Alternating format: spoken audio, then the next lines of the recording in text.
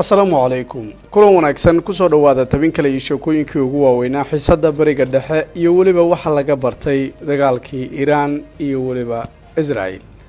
mid ka mid ah maalmihii ugu adkaa ayaa soo maray bariga dhexe 12 cisho dagaal qaraar ay dhex marayeen oo dhanka hawada dawladaha Iran iyo weliba Israel. Mareykankuna garab u siinayay Israel.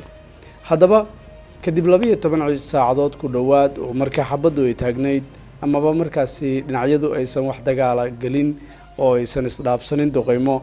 haddaba maxaa hirgalay yaase guuleystay yaase ku jabay dagaalka markaasi. soo dhawaada meel kasta oo aad joogtaan. haddii aad naga cusub tahay fadlan subscribe saaro, sii share garee, saaxiibadiina la wadaaga meel kasta oo aad joogtaan. soo dhawaada.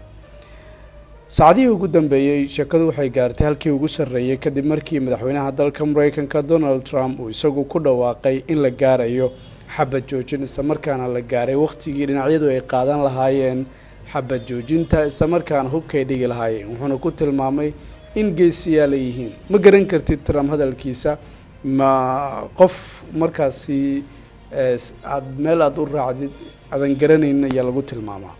sababtoo in isagu yiraahdo isdhiiba idinka oo markaasi aadan wax isku day aadan samaynin iyo inay dagaalamaan isla markaana aakhirka iyagoo u dhahaya Allah idin xafido Iraaniyiintu waxaad ahaydeen geesiyaal marka la eego.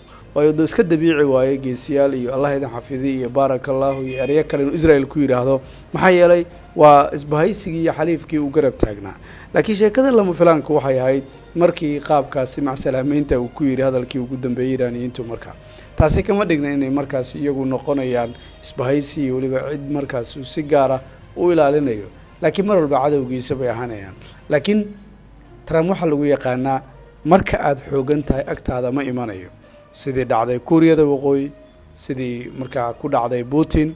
ragga sidaas isagu aad buu uga dambeeyaa markaasi. Iran talaabadii ay qaaday shalay toole ku duqeysay saldhigga weyn ee Cudayd ee dalka Qatar ee militariga Mareykanka saldhigga ugu weyn ee ku leeyihiin bariga dhexe waxa uu ahaa fariin ay u dirayeen shacab weynaha dalka Mareykanka. waxa la tilmaamay saldhigyo kale haddii ay duqeyn lahayd inaysan garanayn, laakiin gudaha dalka Mareykanka muwaadinka wuxuu garanayaa saldhiggan inuu yahay kan ugu weyn. marka la yiraahdo saldhiggii ugu weyn ee Mareykanka oo la duqeeyay ha ku dhacaanaysa ku dhicin waa sheeko kale, laakiin dhagihiisa maxaa ku dhibcaya waa la tilmaamaya. fariintaasina waxay ku socotay muwaadinka Mareykanka ee gudaha markaasi. geesta kale madaxweynaha dalka Iran maanta wuxuu wacay Mas'uud Pezeshkian amiirka dalka Qatar ninka lagu magacaabo Sheikh Tamim bin Hamad isagoo tilmaamay inuu aad uga xun yahay weerarkii ilaalada kacaanka ee ku weerareen saldhigga Cudayd markay joogto ka Qatar ahaan. wuxuu yiri hadafku ma ahayn Qatar iyo shacabkeeda sida markaa diiwaanka markaa amiirada ay dalkaasi Qatar uu isagu saacad u sheegay. waxaana uu tilmaamay waliba xitaa waxa dareemaysaa in Qatar aysan markaasi cilaaqad xumo aysan ka dhaxaynin marka la eego, waayo dawladda ugu dhow ee Khaliijka waa lagu tilmaamaa. sidoo kale bayaanka la soo dhigay waxa la adeegsaday xitaa in telefoon uu ka helay amiirka kelmadda ah min fakhamati الرئيس الدكتور مسعود بزكشان رئيس جمهورية الإسلامية الإيرانية أي استعمالين ديوان الأميرية مركزي قطر.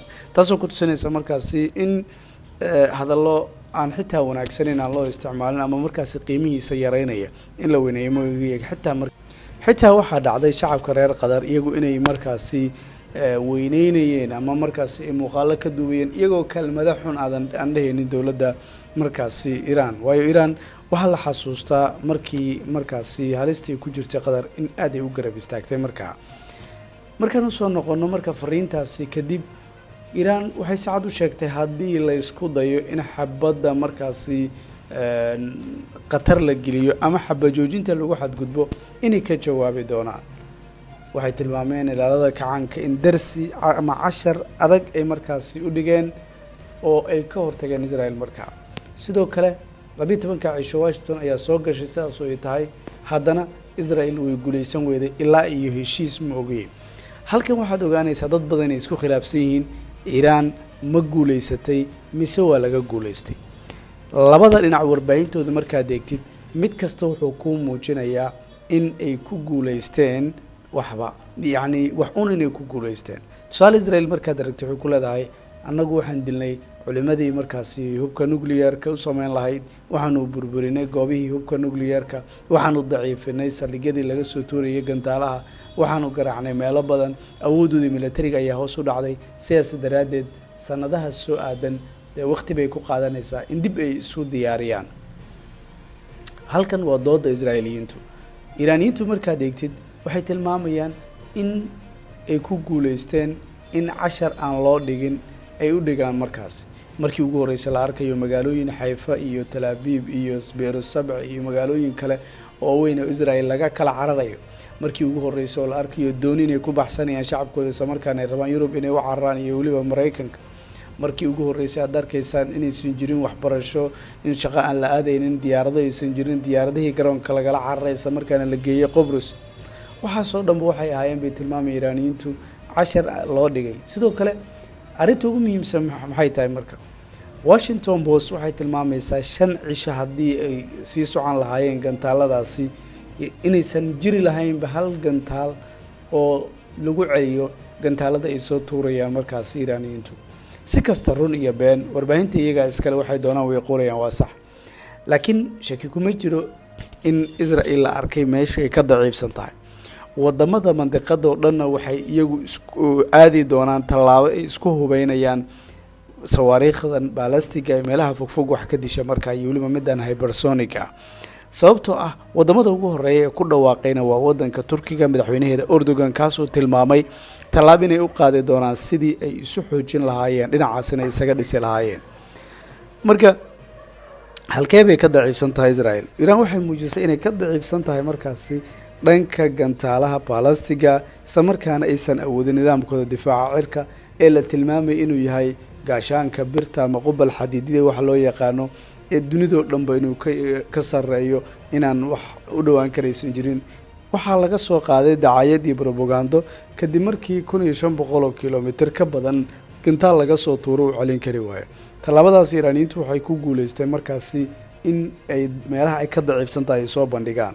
sidoo kale waxay muujiyeen inuusan jirin warbaahin xora marka ay timaado duruufahan oo kale waxay qariyeen culays kastuu jiray waxay qariyeen markaasi warbaahintu ay xakameeyeen oo fafreebid ay ku sameeyeen waana loo baahan yahay warbaahintu inaysan sidaas isaga furnaan Iiraan lafsadeedu markaas sababtoo ah mar walba sidaas isaga furan tahay khatar baa ka iman karaysa.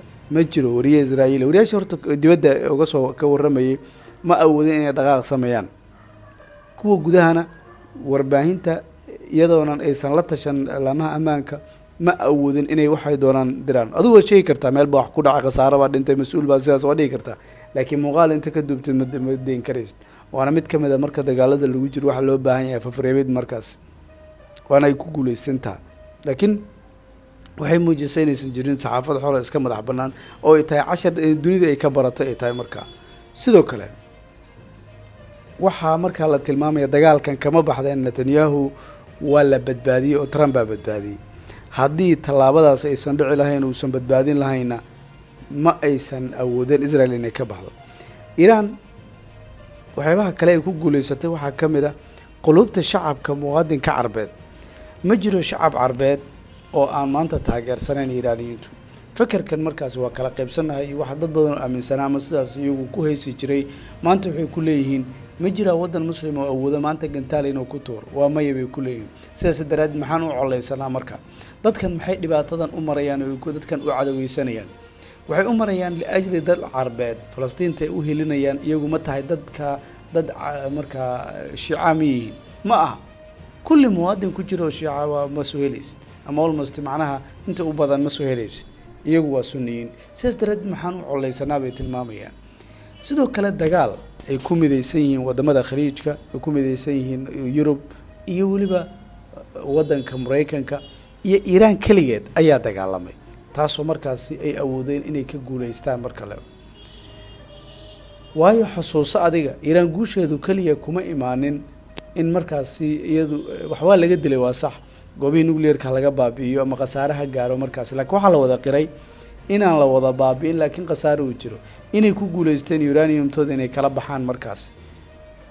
TV-ga Iiraan waxa loo duqeeyay hal arrin oo ahaa in la burburiyo isla markaana la diyaariyo cidii bedeli lahayd. waxa la soo kiciyay canugiishaha uu dhalay kaasoo markaasi calooshid u shaqaystayaal dadka ay ku tilmaameen isla markaana la rabay xukunka in lagu fariisiyo markaas sidii Karzai dhacday oo kale Afghanistan laakiin aakhirkii aysan ku guuleysan isdhiibid ayay ahayd laakiin way diideen markaa wayna dagaalameen kacdoonku waxaa la rabay in laga tuuro xukunka hadafkii ugu weyn ee Netanyahu ku dhawaaqay kadib markii uu la hadlay shacabka Iiraaniyiintu rahanka ugu weyn wuxuu ahaa in gudaha dalkaas Iiraan ay gilgilasho ka dhacayso marka la dilo tirada ugu badan kadibna xukunka markaas sidaasi laga wareejiyo ama markaas dhinacyo kale ay qabsadaan taasina way ku fashilmeen guusha ugu weyn ee Iiraan gaartay waxay ahayd laba arrin kow shacab weynaheedu oo noqonaya waqti xaadirkan mid ka jecel dowladoodu kana garab istaag badan sidii hore maadaama awood saddexaad ay timid isla markaana tan ugu nacib ka badan inay tahay